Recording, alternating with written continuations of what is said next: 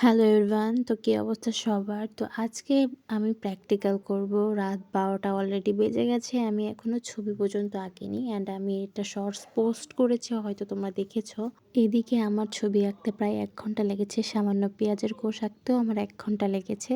তাহলে আমি বাকি প্র্যাকটিক্যাল কী করব ভাবছিলাম, আর এদিকে আমার মাথা যন্ত্রণায় তো ফেটে যাচ্ছিলো। আর অলরেডি আমার মাথা, হাত, কোমর সবই ব্যথা করছিল। বারবার হাঁটছিলাম আর করছিলাম, এদিকে আমার মাথাও কাজ করা বন্ধ করে দিয়েছে। এরপরে আরও আমার লেখা বাকি আছে, আমি কখন কী সম্পূর্ণ করব জানি না। এর মধ্যে আবার কারেন্টও চলে গিয়েছিলো, আরও একটা ঝামেলা ছিল।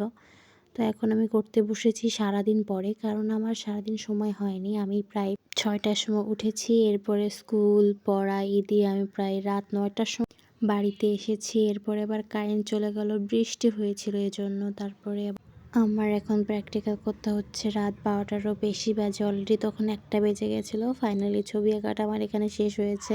এই জন্য কিছুক্ষণের জন্য খুশি হলেও পরে মনে পড়ে আমার লেখা এখনও বাকি। তো এখানে আমি লিখছিলাম, আবার ব্লগ করছিলাম একা একা, যেহেতু কী করব।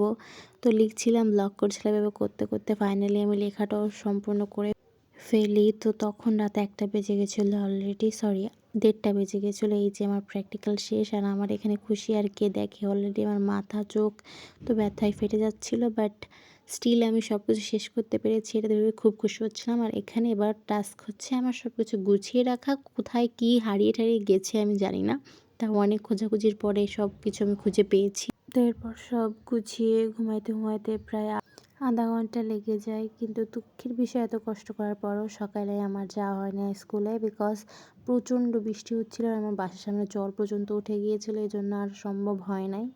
তো ব্লগের শেষ পর্যায়ে চলে এসেছি। তো আর একটা বিষয়, তোমাদের সবাইকে ধন্যবাদ। ২০ জন সাবস্ক্রাইবার আমার হয়ে গেছে।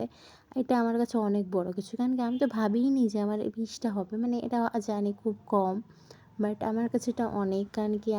কারণ আমি যখন ইউটিউব চ্যানেলটা খুলেছিলাম, আমি তো আশাও করিনি যে আমার সাবস্ক্রাইবও হবে। বাট ২০ জন যে হবে এটাই বড় কিছু। আর আমি যে ভিডিও বানাতে পারবো, এডিটিং করতে পারবো, আমি নিজেও জানি না, কারণ কি আমার কোনো আইডিয়াই ছিল না কীভাবে ভিডিও বানাতে হয়, এডিটিং করতে হয়। তো যাই হোক, ফাইনালি আমি এখন ঘুমাতে যাব। টাটা সবাই।